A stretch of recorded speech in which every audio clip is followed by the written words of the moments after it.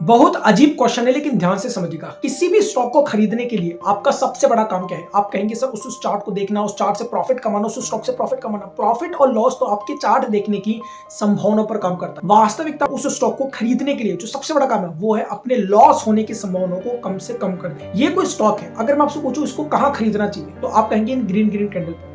लेकिन अगर आप ध्यान से देखेंगे, जब इसका एनालिसिस करेंगे तो आपको सपोर्ट और रेजिस्टेंस दिखाई दे रहा है। अगर ये स्टॉक इस रेजिस्टेंस वाली लाइन को काट दे, वहां पर आप खरीदो और पिछले वाली कैंडल का स्टॉप लॉस लगाओ। ये एक संभावना। हमें और संभावनाएं कम करनी। अब इसकी डिटेल के अंदर आप जाइए। अगर आपने इंडिकेटर्स पढ़े तो एक वीवेप इंडिकेटर होता है, ये उसको फुलफिल कर रहा है। तीसरा, इसका एमएसीडी चार्ट भी पॉजिटिव दिखाई दे रहा है, यानी कि आपने जैसे जैसे चार्ट को खोलते गए आपके लॉस होने की संभावना कम से कम होती। अब जब लॉस होने की संभावना कम से कम हो जाएगी तो प्रॉफिट की संभावनाएं ऑटोमेटिक बढ़ जाएगी। इसलिए आप चार्ट की प्रैक्टिस और उसका ब्रेकडाउन जितना ज्यादा करते जाओगे, आप अपने लॉस की संभावना को उतना ही कम करते जाओगे, जिससे आपके प्रॉफिट ऑटोमेटिक बढ़ जाएंगे।